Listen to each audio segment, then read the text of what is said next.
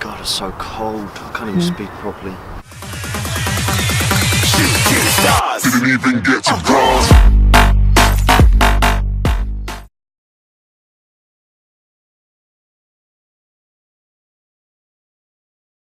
Hi guys, Chris here from Coach My Skills, coming today here with another short video for you. I've had a couple of requests about this one, so today I'm doing soccer fitness. Now, there are many aspects to soccer fitness. You've got things like speed, endurance, stamina, agility, strength. So only today is what I want to focus on is building that base fitness. So if you're starting from like an off season and you're starting to work into a season that's upcoming and you're in pre-season with that and you want to start from the bottom and try and build that base up, that's the sort of fitness that I'm talking about now. So I want to just talk through three different types of training that you can do to help improve that soccer fitness. So just before you get started with any fitness work, of course it's important with these things to warm up properly. Now I'm not going to talk about a warm up today, maybe we'll do that in another video, but make sure that you warm up properly. Certain things like dynamic movements are perfect for this sort of fitness work, so make sure you do that and avoid any injuries. Now I apologize for the wind. Quite strong here, so hopefully it doesn't affect the sound. Now the first training type that we'll speak about is continuous training. Now the clue is in the title with this one, continuous, as you can see there. So it's a form of training that is a low aerobic training, so you're doing it at low intensity, but you do it for a longer period of time. So that's something like, you know, if you go into the gym, you're 30 minutes on a bicycle, a low intensity, keep it going for 30-40 minutes. It's a long period, so this is a good sort of training to begin with. It's a baseline training. So for the first, I would recommend for the first 1 to 2 weeks of your initial training of your off season, you stick to continuous training to try and build that base up of your fitness. After you've built that base up of your fitness, after 1 to 2 weeks, you can start moving on to these other different types of training I'm about to speak about.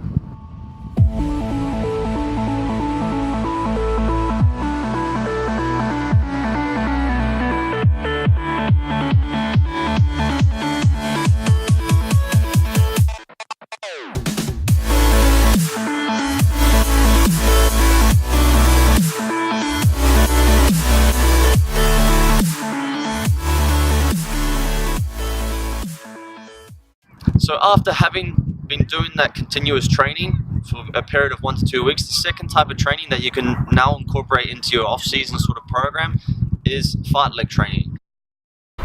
Believe it or not, that fartlek training means speed play in Swedish,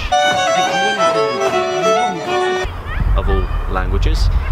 So for me, fartlek runs are like the holy grail for soccer fitness. What they are is basically, it's like a small surge of increased speed, and then you follow that up with coming back to your normal zone and recovering and then trying to repeat again. So it's very much specific to a football game where you're making short dashes, short sprints, and then you want to try and recover as quickly as possible. So they're perfect for football and something that you need to incorporate to build that soccer fitness base up. Now to start off with the fartlek runs, I would recommend just doing things like a 20 minute timed run, and you can do say a 3-minute jog and then do a fartlek run for 1 minute where you increase the speed, run at sort of 70 to 80% of your maximum.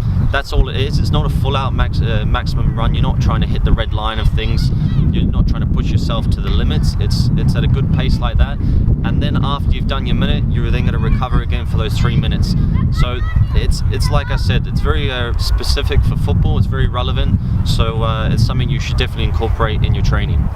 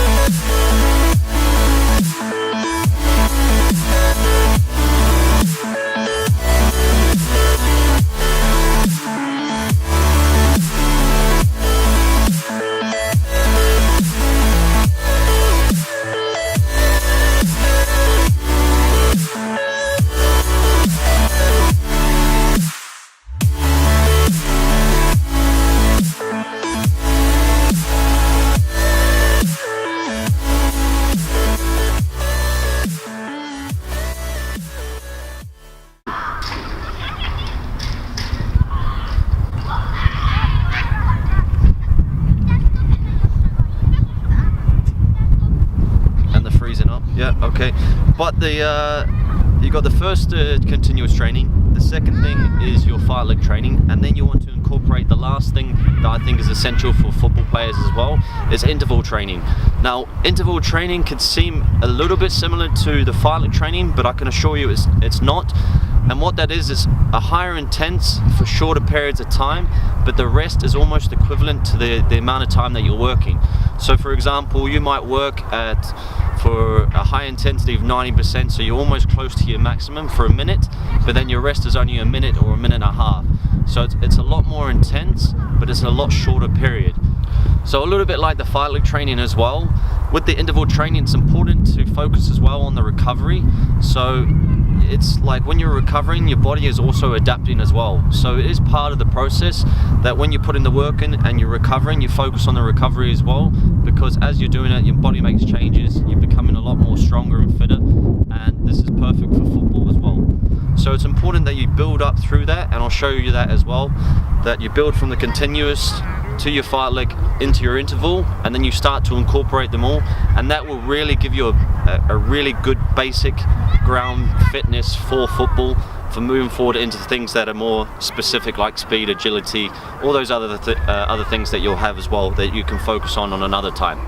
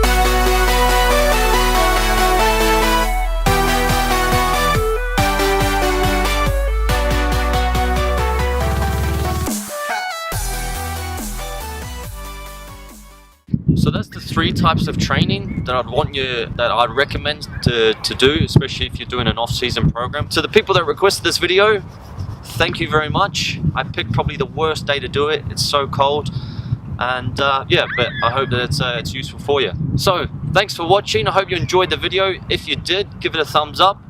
If you feel sorry for me standing in the cold, give me a thumbs up as well, and I'll see you in the next video.